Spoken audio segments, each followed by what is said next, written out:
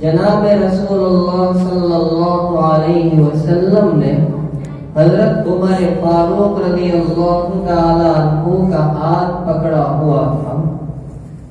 حضرت عمر فاروق رضی اللہ تعالی عنہ عرض کرنے لگے، اللہ کے نبی صلی اللہ علیہ وسلم، مجھے آپ سے محبت ہے، سب سے زیادہ محبت ہے، مگر اپنی جان سے نہیں۔ جناب رسول پاک صلی اللہ علیہ وسلم نے ارشاد فرمایا، عمر کیا کہتے ہو؟ سوچ کر کہو، اگر واقعی تم ایسا کہتے ہو تو تمہارا ایمان کامل نہیں ہے۔ حضرت عمر فاروق رضی اللہ تعالی عنہ نے نبی کریم صلی اللہ علیہ وسلم کے اس ارشاد کو سنا تو ان کی آنکھیں کھل گئی، اپنے سر کو جھکا لیا اور عرض کرنے لگے کہ نہیں، اللہ کے نبی صلی اللہ علیہ وسلم، مجھے آپ سے سب سے زیادہ محبت ہے، یہاں تک کہ اپنی جان سے بھی۔ جناب رسول اللہ صلی اللہ علیہ وسلم نے ارشاد فرمایا کہ عمر، اب تمہارے ایمان میں کمال پیدا ہوا۔ معلوم ہوا کہ ہمارا ایمان کامل نہیں ہو سکتا جب تک کہ ہم سرکار دو عالم رحمت للعالمین صلی اللہ علیہ وسلم سے دل و جان سے زیادہ محبت رکھنے والے نہ بن جائیں۔ کمال ایمان کے لیے شرط ہی ہے نبی کریم صلی اللہ علیہ وسلم کی محبت۔ سوال یہ ہوتا ہے کہ انسان کسی سے محبت رکھتا ہے تو کیوں رکھتا ہے، اور محبت کتنی طرح کی ہوتی ہے؟ یہ دو سوال ہمارے سامنے ہیں۔ تو ایک سوال یہ کہ محبت کتنی طرح کی ہوتی ہے؟ محبت تین طرح کی ہوتی ہے۔ ایک محبت طبعی ہوتی ہے، ایک محبت عقلی ہوتی ہے، ایک محبت ایمانی ہوتی ہے۔ محبت طبعی کا مطلب یہ ہے کہ انسان کی طبیعت، انسان کی فطرت، اس کا مزاج اور اس کا ضمیر ہی کسی سے محبت رکھنا پسند کرے تو یہ محبت طبعی کہلائے گی۔ جیسا کہ والدین کو اولاد سے جو محبت ہوتی ہے یہ محبت طبعی ہوتی ہے۔ والدین کی طبیعت میں، ان کی فطرت میں، ان کے مزاج میں رب العالمین نے اپنی اولاد کی محبت رکھ دی ہے۔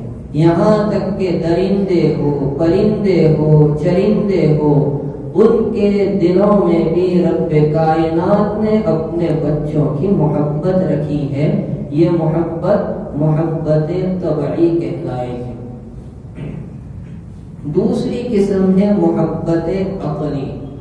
انسان کی طبیعت، انسان کی فطرت اور مزاج کسی چیز کو چاہتا نہیں، پسند نہیں کرتا، لیکن اگر عقل سے پوچھو تو عقل کہے گی نہیں، اس کو پسند کر لو۔ یہ محبت عقلی کہلائے گی۔ مثلا کوئی آدمی بیمار ہو جائے، ڈاکٹر کے پاس چلا جائے، ڈاکٹر اس کو کہے کہ تمہاری بیماری زیادہ ہے، تمہارا آپریشن کرنا ہوگا۔ ظاہری بات ہے کہ آپریشن کو انسان کی طبیعت اور فطرت پسند نہیں کرتی، لیکن عقل سے پوچھو گے تو عقل یہی کہے گی کہ کر لو، اسی میں تمہارا فائدہ ہے، اسی میں شفا ہے۔ تو یہ جو محبت ہے یہ محبت عقلی ہے، طبعی نہیں۔ طبیعت انکار کرتی ہے لیکن عقل اس کو پسند کرتی ہے۔ تیسری قسم ہے محبت ایمانی۔ اللہ تعالیٰ نے انسان کے دل میں جو ایمان رکھا ہے وہ ایمان کسی سے محبت کرنے پر ہمیں ابھارے، آمدہ کرے، یہ محبت ایمانی کہلائے گی۔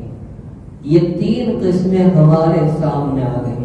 اب ان تینوں قسموں کو سامنے رکھ کر ہم یہ فیصلہ کریں کہ سرکار دو عالم صلی اللہ علیہ وسلم سے ہماری جو محبت ہو ان تینوں قسموں میں سے کون سی ہونی چاہیے؟ محبت طبعی، محبت عقلی یا محبت ایمانی؟ تو اس سوال کا جواب یہ ہے کہ نبی کریم صلی اللہ علیہ وسلم سے ہماری محبت تینوں طرح کی ہے۔ ہماری طبیعت اور ہماری فطرت ہی چاہتی ہے کہ ہم محسن کائنات صلی اللہ علیہ وسلم سے محبت کریں۔ ہماری طبیعت چاہتی ہے کہ ہم اس ہستی سے محبت کریں جن کے احسانات ہم پر ماں باپ کے احسانات سے بڑھ کر ہیں۔ تو یہ ہوئی محبت طبعی۔ اسی طرح نبی علیہ السلام سے ہماری محبت عقلی محبت بھی ہے۔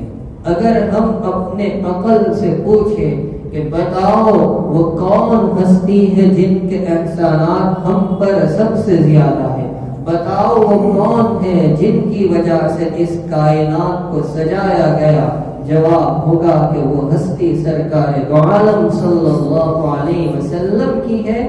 معلوم ہوا نبی سے ہماری محبت عقلی محبت بھی ہے۔ اور ایمانی محبت کا تو کہنا ہی کیا ہے، آدمی کامل مومن ہو ہی نہیں سکتا جب تک کہ نبی پاک صلی اللہ علیہ وسلم سے محبت سب سے بڑھ کر نہیں ہو جاتی۔ ہم میں اور صحابہ کرام میں فرق یہی ہے کہ صحابہ کرام کو نبی کریم صلی اللہ علیہ وسلم سے جو محبت تھی ان کو الفاظ میں بیان نہیں کیا جا سکتا۔ میں نے اپنے والد مرحوم سے کئی بار سنا کہ حضرت مولانا رشید احمد گنگوہی رحمت اللہ علیہ سے کسی نے سوال کیا کہ اگر رب کائنات آپ کو پوچھ لے کہ بتاؤ رشید احمد کیا چاہتے ہو، تمہیں کیا چاہیے؟ حضرت نے جواب دیا کہ اگر واقعی اللہ تعالیٰ مجھ سے یہ سوال کر لے تو میں کہوں گا پروردگار صحابہ کرام کے دلوں میں نبی کریم صلی اللہ علیہ وسلم کی جو محبت و عظمت تھی اس کا کچھ حصہ رشید احمد کو بھی مل جائے۔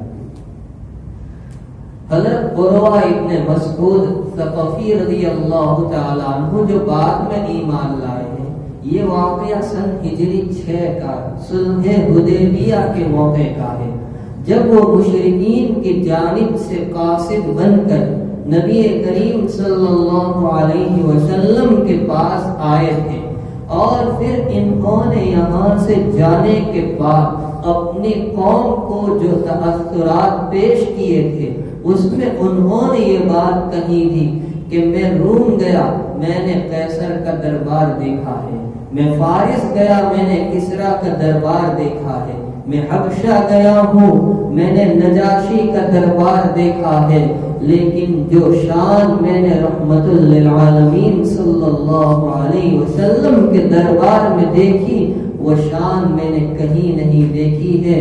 مجلس میں صحابہ کرام کا حال یہ ہوتا ہے کہ ایسے ادب و احترام سے بیٹھتے ہیں گویا ان کے سروں پر پرندے ہو، اور آقا صلی اللہ علیہ وسلم جب وضو کرتے ہیں تو برکت حاصل کرنے کے لیے آپ کے وضو کے پانی پر ٹوٹ پڑتے ہیں۔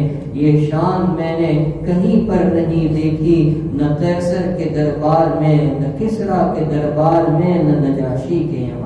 یہ ہے نبی پاک علیہ السلام سے محبت، ایمانی محبت۔ ام حبیبہ رضی اللہ تعالی عنہ ابو سفیان کی بیٹی ہے، جن کا پہلے نکاح عبید اللہ ابن جہش کے ساتھ ہوا تھا، اور یہ دونوں حضرات ایمان لائے۔ ایمان لانے کے بعد حبشہ کی جانب ہجرت کی۔ حبشہ پہنچنے کے بعد بدقسمتی سے عبید اللہ ابن جہش مرتد ہو کر عیسائی ہو کر مر گیا۔ ام حبیبہ رضی اللہ تعالی عنہا کا نکاح بعد میں نبی کریم صلی اللہ تعالی علیہ وسلم سے ہو گیا، اور وہ رخصت ہو کر حبشہ سے مدینہ منورہ آ گئے۔ اب بات سن ہجری 8 کی ہے، فتح مکہ سے پہلے کا واقعہ ہے کہ صلح حدیبیہ میں جن باتوں پر صلح ہوئی تھی قریش نے اس کی مخالفت کی، عہد شکنی کی، ابو سفیان بات کرنے کے لیے، صلح کی تجدید کے لیے مدینہ منورہ آئے تھے نبی کریم صلی اللہ علیہ وسلم سے ملنے کے لیے، تو سوچا اپنی صاحبزادی کو بھی ملتا چلوں۔ صاحبزادی کو ملنے کے لیے آئے تو جو بستر بچھا تھا لپیٹ کر رکھ دیا۔ باپ کو بڑا تعجب ہوا، پوچھا کہ میں اس بستر کے لائق نہیں، یا یہ بستر میرے لائق نہیں ہے۔ بیٹی نے جواب دیا کہ تم اس بستر کے لائق نہیں ہو، یہ بستر ہے دونوں جہان کے سردار جناب رسول اللہ صلی اللہ علیہ وسلم کا، تم مشرک ہو، نجس ہو، پاک ہستی کے بستر پر آپ بیٹھ نہیں سکتے۔ اپنے حقیقی باپ کو بیٹھنے نہیں دیا۔ یہ ہے آقا صلی اللہ علیہ وسلم سے ام حبیبہ کی محبت، ایمانی محبت۔ اسی طرح حضرت زید ابن دثینہ رضی اللہ تعالیٰ عنہ بڑے جلیل القدر صحابی ہیں، ان کو پکڑا گیا تھا اور قریش مکہ نے ان کو سولی دینا چاہا، سولی پر لٹکایا جا رہا ہے اور لوگ تماشا دیکھنے کے لیے آئے ہیں۔ اس موقع پر ابو سفیان نے پوچھا تھا کہ اچھا تم یہ بات پسند کرو گے کہ تمہاری جان بچ جائے، تمہیں چھوڑ دیا جائے اور تمہاری جگہ محمد صلی اللہ علیہ وسلم کو العیاذ باللہ سولی دے دی جائے؟ زید بن دثینہ رضی اللہ تعالی عنہ نے جواب دیا تھا کہ میں تو کبھی یہ بھی نہیں پسند کروں گا کہ نبی پاک صلی اللہ علیہ وسلم کے پیر میں کانٹا چبھ جائے اور میرا بدن سلامت رہے۔ تو اس پر ابو سفیان نے کہا واللہ میں نے ان حضرات کو محمد صلی اللہ علیہ وسلم کا جتنا عاشق پایا ہے ویسا کسی کو نہیں پایا۔ کہنے کا منشا یہ کہ ایک نہیں ایسے سینکڑوں واقعات تھے صحابہ کرام کی محبت ایمانی کے جو ہم سب کے لیے ایک نمونہ ہے۔ تو یہ پہلا سوال تھا محبت کتنی طرح کی ہوتی ہے، تو میں نے اس کا جواب دیا محبت 3 طرح کی ہوتی ہے اور نبی پاک صلی اللہ علیہ وسلم سے ہماری محبت تینوں طرح کی۔ دوسرا سوال یہ ہے کہ آدمی کسی سے محبت کرتا ہے تو کیوں کرتا ہے؟ محبت کی وجوہات، محبت کے اسباب کیا کیا ہے؟ اس کا جواب یہ ہے کہ انسان کسی سے محبت کرتا ہے تو 4 وجہ سے کرتا ہے۔ نمبر 1 قرابت یعنی رشتہ داری، نمبر 2 جمال یعنی خوبصورتی، نمبر 3 کمال اور نمبر 4 احسان۔ انسان کسی سے محبت کرے گا تو ان 4 باتوں میں سے کوئی نہ کوئی بات اس کے سامنے ضرور ہوگی۔ اب ہم یہ بتائیں کہ نبی پاک صلی اللہ علیہ وسلم سے ہم محبت کیوں کرتے ہیں؟ آپ کی رشتہ داری کی وجہ سے، جمال اور خوبصورتی کی وجہ سے، کمالات کی وجہ سے، یا پھر آپ کے احسانات کی وجہ سے؟ تو آپ کے اس سوال کا جواب پھر یہی ہوگا کہ نبی پاک صلی اللہ علیہ وسلم سے ہماری محبت 4 وجہ سے۔ سب سے پہلی وجہ قرابت، رشتہ داری۔ اب آپ سوال کریں کہ کیا نبی پاک علیہ السلام سے ہماری رشتہ داری ہے؟ جی ہاں، بہت قریب کی رشتہ داری ہے۔ کیا رشتہ داری ہے؟ قرآن سے ثابت کرتے کیا رشتہ داری ہے۔ سورہ احزاب کی ابتدائی آیات میں اللہ تعالیٰ ارشاد فرماتے ہیں النبی اولیٰ بالمؤمنین من انفسہم وازواجہ امہاتہم۔ قرآن کریم نبی کریم علیہ السلام کی پاکیزہ ازواج کو امت کی مائیں قرار دے رہا ہے۔ تو آپ کی ازواج مطہرات جب امت کی مائیں ہوئے تو آقا ہمارے لیے کیا ہوئے؟ امت کے لیے روحانی باپ ہوئے۔ اب بتائیے کتنی قریب کی رشتہ داری ہے۔ اس رشتہ داری کا حق بنتا ہے کہ ہم نبی پاک صلی اللہ علیہ وسلم سے محبت کرے، رشتہ داری کو نبھاتے ہو۔ دوسری وجہ، انسان کسی سے محبت کرتا ہے، کیوں کرتا ہے؟ جمال کی وجہ سے، خوبصورتی کی وجہ سے۔ تو میں پوچھتا ہوں، بتاؤ جمال کس میں زیادہ ہے؟ آدمی نکاح کرنے جاتا ہے تو بھی چار باتیں اس کے سامنے ہوتی ہے، تنکح المرأة لأربع لمالها ولحسبها ولجمالها ولدینها۔ کہ آدمی کسی لڑکی سے، عورت سے نکاح کرتا ہے تو اس کی مالداری کی وجہ سے، اس کے حسب و نسب اور خاندان کی وجہ سے، اس کی خوبصورتی کی وجہ سے، یا اس کی دینداری کی وجہ سے۔ تو دیکھیے نکاح کے موقع پر بھی جمال کو دیکھا جاتا ہے۔ میرے والد صاحب رحمۃ اللہ علیہ فرماتے تھے کہ ظاہری پیکنگ کو دیکھا جاتا ہے، چاہے اندر مال کتنا ہی گھٹیا ہو۔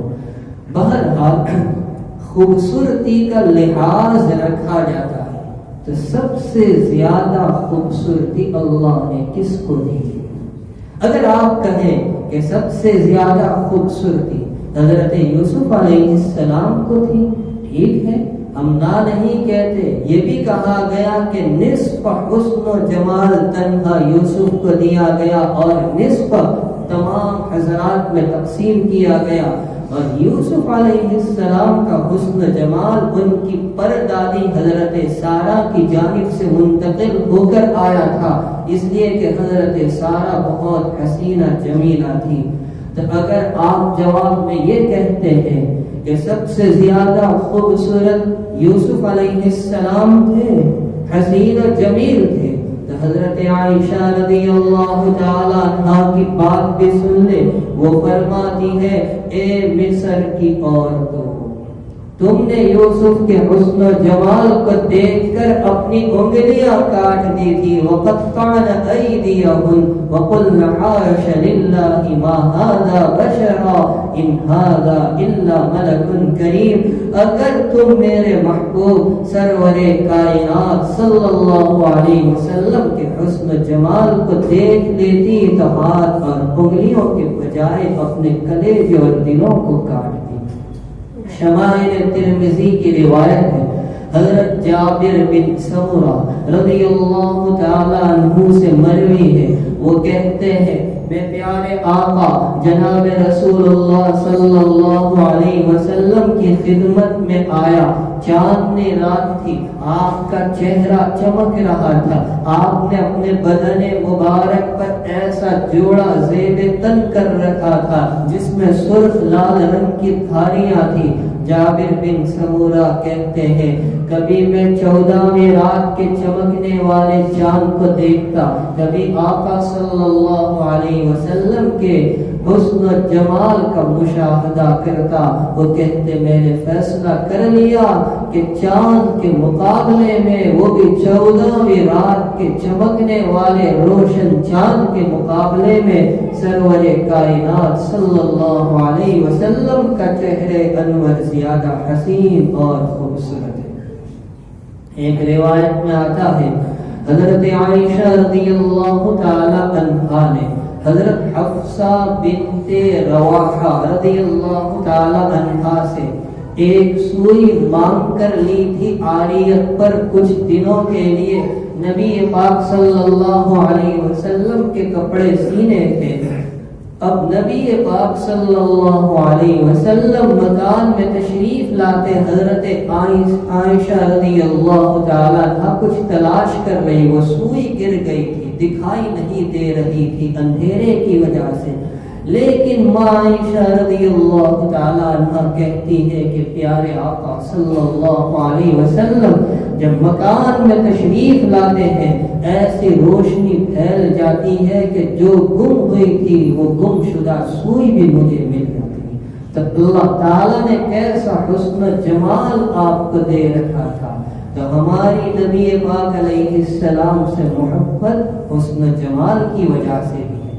اب لیجئے کمالات، تو آپ کے کمالات خصوصیات ایک نہیں ہزاروں کی تعداد میں ہے۔ دیکھیے اللہ تعالیٰ نے مختلف انبیاء اکرام علیہ السلام کو جو معجزات دی، یہ ان کے کمالات تھے، ان کی خصوصیات تھیں، لیکن ایک دو معجزے دیے گئے نبی کو، کسی کو زیادہ دیے گئے، لیکن سرور دو عالم صلی اللہ علیہ وسلم کو جو معجزات دیے گئے ان کی تعداد ارباب سیر نے 10,000 سے زیادہ بتلائی ہے، ایک دو نے۔ اور پھر آپ کے معجزات بھی کیسے، جلال الدین سیوطی رحمۃ اللہ علیہ خصائص کبریٰ میں لکھتے ہیں کہ دیکھیے ہر نبی کا معجزہ ان کے ساتھ چلا گیا۔ موسیٰ علیہ السلام کا عصا کہاں ہے؟ یوسف علیہ السلام کا قمیص کہاں ہے؟ صالح علیہ السلام کی اونٹنی کہاں ہے؟ کچھ نہیں، لیکن قرآن کریم کی شکل میں نبی پاک علیہ السلام کو جو معجزہ دیا گیا وہ امت کے ہر چھوٹے بڑے کے سینے میں موجود ہے۔ اور اسی طرح جمرات پر رمی کی جاتی ہے اور جو کنکر مارے جاتے ہیں، یہ بھی نبی پاک علیہ السلام کا معجزہ کہ کنکر اٹھا لیے جاتے ہیں، ورنہ وہ کنکروں کا وہاں پہاڑ ہوتا جن کا حج عند اللہ مقبول ہوتا ہے، تو ان کے کنکر اٹھا لیے جاتے۔ جلال الدین سیوطی رحمۃ اللہ علیہ فرماتے نبی علیہ السلام کی یہ دو معجزات ایسے جو قیامت تک باقی رہیں گے، ایسے ایک نہیں کئی معجزات ہیں۔ رئیس المفسرین حضرت عبداللہ ابن عباس رضی اللہ تعالیٰ عنہما سے منقول ہے، حضرموت ایک جگہ ہے، وہاں کے کچھ رؤساء اور سردار نبی علیہ السلام کے پاس آئے تھے۔ ان میں سے ایک صاحب کا نام اشعث بن قیس تھا۔ انہوں نے سوال کیا کہ کیا اللہ کے نبی ہے؟ نبی علیہ السلام نے فرمایا جی ہاں۔ کہ ہم آپ کو اللہ کا نبی کیسے مانیں؟ انہوں نے کوئی ایسی بات کہی جس کو سن کر آقا نے فرمایا کہ یہ تو کاہنوں کا کام ہے، جیوتشوں کا کام ہے، یہ ایمان والے کا کام نہیں۔ تو کہا پھر ہم آپ کو نبی کیسے مانیں گے؟ اللہ کے نبی علیہ السلام نے چند کنکر ہاتھ میں لی اور فرمایا کہ اگر یہ کنکر میری نبوت و رسالت کی گواہی دے تو، یہ سن کر کنکروں نے کلمہ پڑھنا شروع کر دیا۔ یہ ہے نبی پاک صلی اللہ علیہ وسلم کا کمال۔ اور آپ جانتے ہیں مسجد نبوی میں جو کھجور کا تنا تھا، جب آقا علیہ السلام نے اس کو چھوڑ دیا منبر بننے کی وجہ سے، آپ کی جدائی پر رونے لگا، پھر آپ نے اس کو چپ کرایا ہے۔ یہ ہے آپ کا کمال۔ ایسے ایک نہیں سینکڑوں واقعات ہیں۔ ایک دیہاتی نبی علیہ السلام کے پاس آیا، کہنے لگا آپ اللہ کے نبی کا؟ جی ہاں۔ کہ میں کیسے مانوں؟ آپ نے فرمایا یہ درخت کی ٹہنی اور ڈالی میری نبوت کی شہادت دے تو؟ آپ نے اشارہ کیا، وہ ٹہنی کٹی اور چلنے لگی جیسے انسان چلتا ہے، آ کر اس نے گواہی دی۔ پھر آپ نے کہا جا، تو وہ اپنی جگہ چلی گئے۔ ایسے ایک نہیں بے شمار واقعات ہیں۔ معلوم ہوا ہمیں نبی پاک علیہ السلام سے محبت ہے تو آپ کے کمالات کی وجہ سے، بلکہ میرے والد صاحب رحمۃ اللہ نے بارہا ایک بات فرمایا کرتے تھے کہ اللہ تعالیٰ نے جتنی مخلوقات بنائی، ان تمام مخلوقات میں جتنے کمالات خصوصیات تھے سمیٹ کر اللہ نے انسان میں رکھے۔ گویا انسان اشرف الکمالات۔ پھر انسانوں میں جتنے کمالات تھے وہ سمیٹ کر اللہ نے انبیاء کرام علیہم السلام میں رکھے، اور جملہ انبیاء کرام علیہم السلام میں جو کمالات تھے ان کو سمیٹ کر اللہ نے تنہا نبی کریم صلی اللہ علیہ وسلم کی ذات اقدس میں رکھی۔ چوتھی وجہ، ہم کسی سے محبت کرتے ہیں تو احسان کی وجہ سے۔ نبی پاک علیہ السلام کا احسان دنیا میں بھی ہے، قبر میں بھی ہے، آخرت میں بھی رہے گا انشاءاللہ۔ دنیا میں آپ کا احسان یہ کہ دنیا کیوں سجائی گئی؟ آدم علیہ السلام کو جنت سے نکالا گیا، توبہ کرتے توبہ قبول نہیں ہوتی، اخیر میں محمد عربی صلی اللہ علیہ وسلم کے وسیلے سے دعا کی، توبہ قبول ہو گئی۔ اللہ تعالیٰ نے فرمایا اے آدم تم نے کیسے پہچانا جبکہ میں نے انہیں ابھی تک پیدا نہیں کیا؟ تو حضرت آدم علیہ السلام کہتے پروردگار جب تو نے میرے مجسمے میں روح داخل کی میں نے ہوش سنبھال لیا تو عرش کے پائے پر لکھا ہوا دیکھا لا الہ الا اللہ محمد الرسول اللہ صلی اللہ علیہ وسلم. میں سمجھ گیا جس ہستی کا نام تو نے اپنے نام کے ساتھ ملایا ہے وہ یقیناً وہ تیرے نزدیک سب سے زیادہ عظمت والی. اور جب ہم قبر میں رکھے جائیں گے تو ہم کو جو 3 سوالات ہوں گے ان میں ایک سوال نبی علیہ السلام کے بارے میں ہوگا، یہ آپ کا قبر میں احسان. اور آخرت میں تو آپ جانتے ہیں کہ سارے نبی نفسی نفسی کہہ دیں گے اور شفاعت کا مرحلہ اس وقت تک شروع نہیں ہوگا جب تک نبی پاک صلی اللہ علیہ وسلم شفاعت نہیں کرتے، وہاں تک حساب و کتاب کا آغاز ہونے والا نہیں. یہ آخرت میں آپ کا عمومی احسان ہے، دنیا میں احسان، قبر میں احسان اور آخرت میں احسان. جس ذات اقدس میں اتنے سارے کمالات ہو، خوبیاں ہو، محبت کے تمام اسباب اور وجوہات موجود ہو، تو ہمیں اس ہستی سے محبت کیوں نہ ہونی چاہیے. ہمارے اکابر نمونہ کے میں 1-2 واقعے سناؤں گا. علامہ ظفر احمد عثمانی رحمۃ اللہ علیہ بہت دھیان سے سنے، بہت عجیب واقعہ ہے، عشق رسول پیدا کر دے گا. حج کے لیے تشریف لے کے بہت پہلے کی بات ہے، فراغت کے بعد مدینہ طیبہ حاضری دی ہے. تو اس زمانے میں آج کی طرح سہولتیں نہیں ہوتی تھی، سارے انتظام خود کرنے پڑتے تھے، چھوٹے چھوٹے مکانات اور کمرے ہوتے. حضرت فرماتے میں نے کھانا کھا کر جو دسترخوان پر کچرا پڑا تھا ایک جگہ پھینکنے کے لیے چلا گیا، ڈال کر جب میں آیا تو کمرے کی کھڑکی سے جھانک کر دیکھا ایک عربی معصوم بچہ اس میں سے چون کر کھا رہا ہے. مجھے رحم آ گیا، میں اس کو کمرے میں لے کر آیا، میں نے اس کو پیٹ بھر کر کھانا کھلایا. وہ عربی یتیم بچہ تھا. میں نے کہا بیٹا تم میرے ساتھ ہندوستان چلو گے، وہاں سب کچھ ملے گا. بچے نے کہا بہت اچھا، میں اپنی امی جان کو پوچھ لوں. بچہ ماں کو پوچھنے چلا گیا، ماں نے اجازت دی، غربت کا دور تھا. بچہ آیا، کہا حضرت مجھے کام ہے، یہ کہہ کر حضرت کی انگلی پکڑ کر لے گیا. کہاں لے گیا؟ روضہ اقدس کی جالی کے سامنے اشارہ کر کے وہ بچہ کہنے لگا حضرت تمہارے ہندوستان میں یہ ملے گا. آپ کہتا ہے ہندوستان میں سب ملے گا. کہ میری آنکھیں بھر آئی، کہ بیٹا میں اسی لیے تو یہاں آیا ہوں. اور حضرت شیخ مولانا محمد زکریا صاحب رحمۃ اللہ جنہوں نے اپنی زندگی کے آخری 10 سال مدینہ طیبہ میں گزارے، بڑھاپے کے باوجود، ضعف کے باوجود پیر مبارک والے حصے کی جانب اثر سے عشاء تک 2 زانوں بیٹھ کر درود پاک میں مصروف رہتے تھے. معمولی قسم کے آدمی نظر آتے تھے، کسی نے فقیر سمجھ کر 1 ریال ان کی جھولی میں ڈال دیا. حضرت نے بڑے ادب سے رکھا. حضرت کے نواز مولانا شاہد صاحب فرماتے حضرت نے مجھ کو 1 ریال دیا کہ بیٹا اس کو سنبھال کر رکھو. رات میں جب گھر پر آئے، کمرے پر آئے، کہ بیٹا وہ ریال لاؤ. کہ نانا اتنے بخیل 1 ریال بھی مانگ رہے. اس کو آنکھوں پر رکھا، سر پر رکھا، کہ بیٹا تو کیا جانے، دینے والے نے مجھے مدینہ کا فقیر سمجھ کر دیا ہے.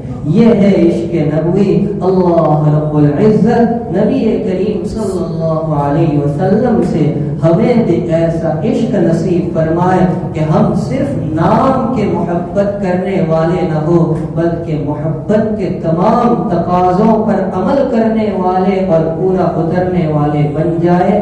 آمین. وآخر دعوانا الحمد للہ رب العالمین.